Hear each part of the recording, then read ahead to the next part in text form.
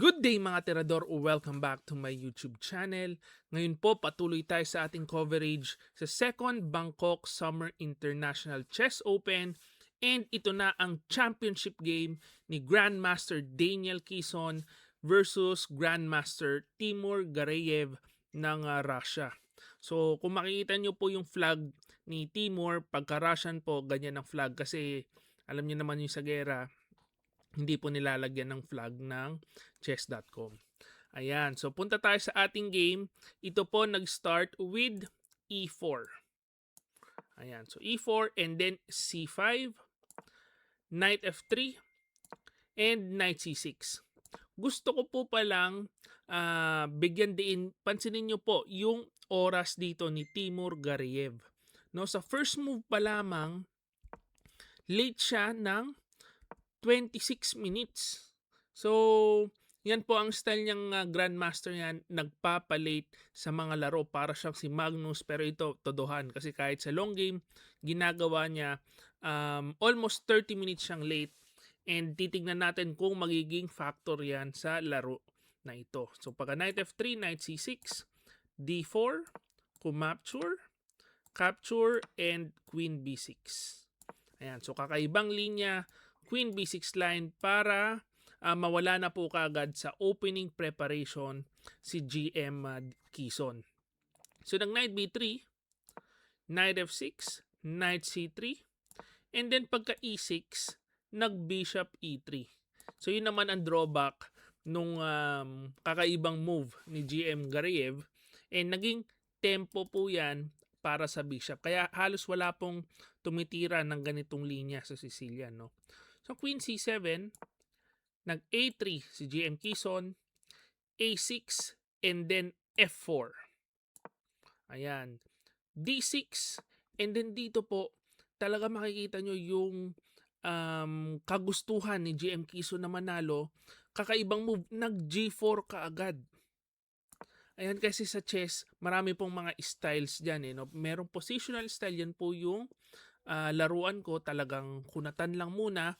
Pero dito, si GM Kison, bombahan ang gusto niya. So pagka Bishop E7, bombahan kagad G5, nandito na kagad ang mga pawn, sumusugod. And then pagka Knight D7, H4. So yan po ang style na ipinamamala sa atin ni GM Kison dito. Talagang all-out attack. Ayan, so B5, susubok counter attack sa queen side si GM Gareyev. Ng Queen D2, Rook B8, and then as usual, H5. Sugod lang po ng sugod, and pagka B4, of course kinain po yan, and Knight takes B4, and dito nag-castling muna, castling, and then F5. Dito po actually, nung pinapanood ko ito live, ay talagang tuwan-tuwa ako sa playstyle ni GM Kison. So parang wala siyang ibang minumove, kung hindi yung mga pawn niya sinusugod niya papunta sa king ng kalaban.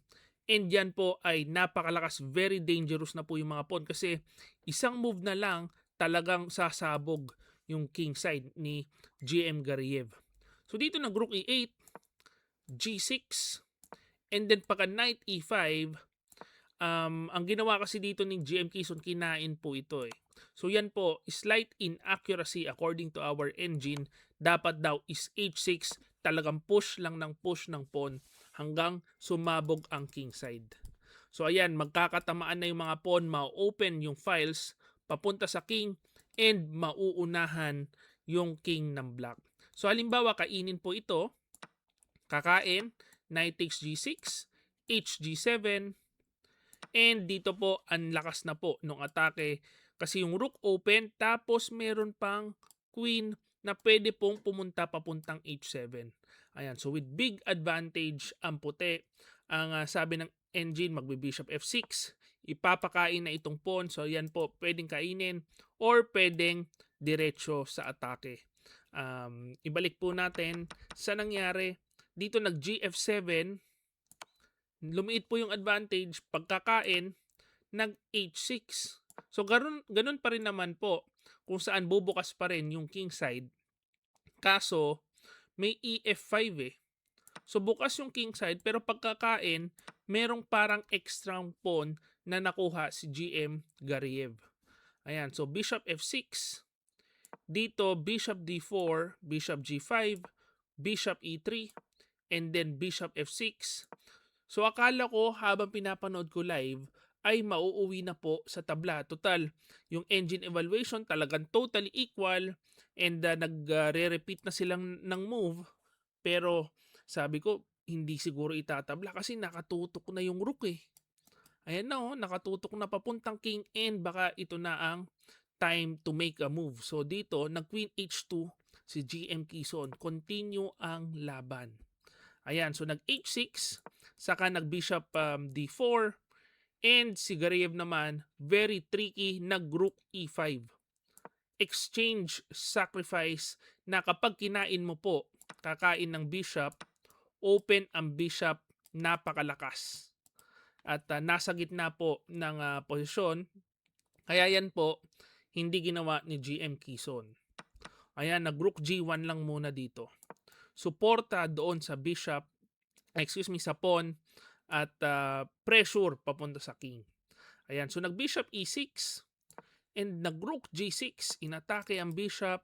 So nag-bishop g5 check, and dito kinain na ni GM Quezon eh. So kain, and then bishop takes e5, d takes e5, and ito na ang napakaganda move, very tricky, knight d4. So ayan, parang finork yung bishop and pawn, and of course hindi mo pwedeng kainin kasi naka-open papunta sa queen. Ayan, so ng queen b6, kinain yung bishop, kain, and ang gusto mo dito, yung bishop mo is makapunta sa c4. Yan ang gusto ng white dyan, and alam ko, kita ni GM Quezon yan. Gusto niyang makapunta yung bishop niya sa c4. Kaya ang ginawa niya is kumain with ef5, hoping for queen takes f5. Kaso yan po ay blunder.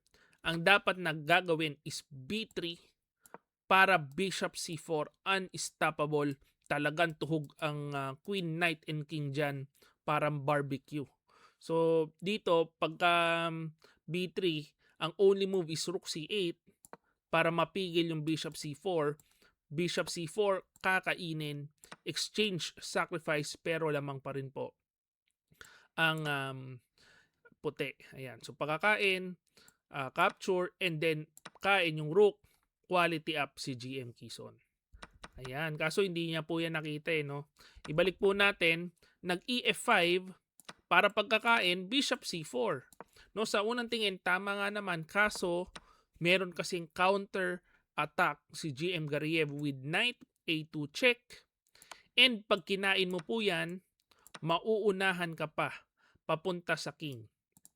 Kaya ang ginawa ni GM Quezon ng king d2, umangat lang muna, queen d6 check, king e1, queen b4, and then dito meron ng counterplay ang itim. So nag f6, counter attack. Talagang kanya-kanya pong atake ang nangyayari sa larong ito. Napakaganda. Pagkakain, kain, and queen d2. Ayan. So dito, ang ending dapat, actually, mauuwi po sa tabla. So pagkakain pong ganyan, kain, makikita natin tig-tatlong pawn and napunta na po sa endgame. So pwede pong ganito para sa isang tablang laro. Kaso parehas po nilang ayaw ng tabla. So ang ginawa, nag queen c6, dumipensa, umatake sa f6, GM Quezon, depensa, queen f2, rook b4, bishop g2, and ngayon nag e4. Ayan, tuloy na tuloy ang laban. Queen d2, queen b6, stopping yung mga queen d8 ideas.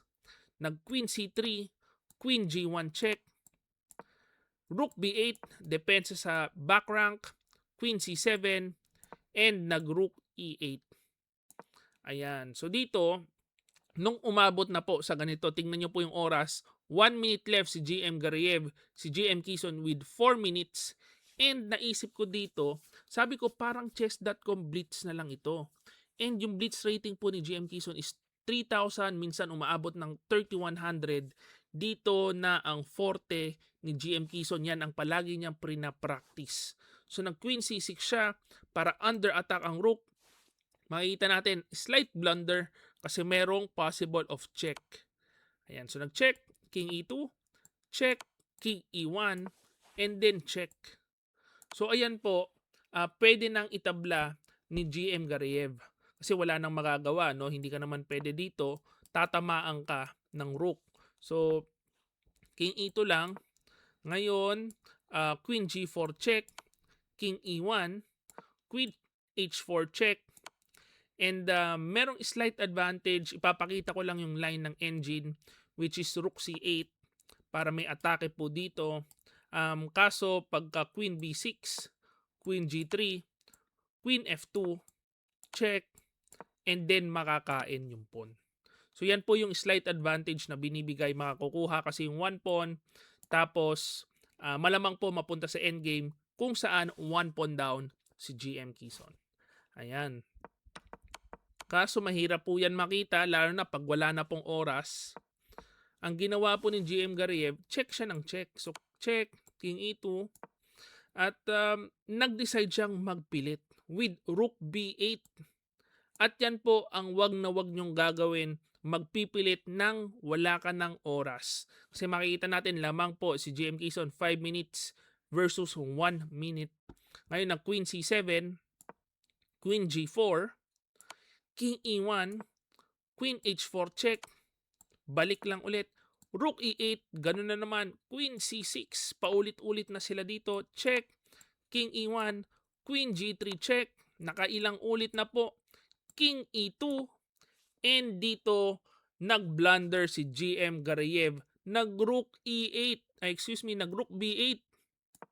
Ayun po ang double question mark. Lumabas with 35 seconds remaining. Hindi ko alam kung sinadyang ipakain yung pawn sa e4 or napakain or nagpanic. Hindi ko po alam ang nangyari, pero ayun na po. Libre ang pawn. So of course, kinain. Ayun. Sayang ang pawn. Kinain ni GM Quezon. Ngayon, one pawn up siya. Tapos yung bishop always ready. So hindi ko po alam kung ano nangyari, kung napakain po ba yan or sacrifice or what. So nag-queen c3, rook d4 para stop yung atake sa f6 dito. Lamang na po tayo. And then pagka g4, king f2, ayun na ang malakas na move. Gumilid lang ang king para yung bishop lalabas papuntang c4, huhulihin ang king ng itim. So pagka knight g5, ayun, bishop c4 check, inabot na po yung king. So ngayon, persadong isacrifice, and unang-una pwede pong kainin yan. Pagkakain, lamang na po sa endgame, sobrang daming pawn. Of course, ito babaksak, pero merong brilliant move with rook d8 check, tapos agad ang boxing. Kasi baksak ang queen, and of course, may dalawang pass pawn pa. So yun po ang nangyari sa round number 8. Talagang napakaganda nitong laban na ito. Balikatan ang atakihan. Umaatake ang itim, umaatake ang puti. Fortunately, si GM Quezon ang nagwagi. So ipapakita po natin ang pairing sa last round kung saan secured na po ng mga Pinoy ang championship. Ayan po, ang pairing sa last round, GM Quezon with 7 points versus IM Concho with 6.5. So yung mga foreign players, no, at 6 points lang, hindi na po nila aabutin kung sino man ang manalo sa board number 1. So either GM Quezon or IM Concho po champion dito sa Bangkok International Chess Open. Mamaya po yang hapon, aabangan po natin. So napakaganda nitong game na ito. Talagang nakakabilib yung ginawa ni GM Quezon dito. Yung super attack, opening pa lang umaatake na, hanggang dulo pumatak yung atake. So ayan po ang ating game for the day. Hopefully na-enjoy nyo po yan. Kung na-enjoy nyo, please like this video and subscribe to my YouTube channel. See you again next video.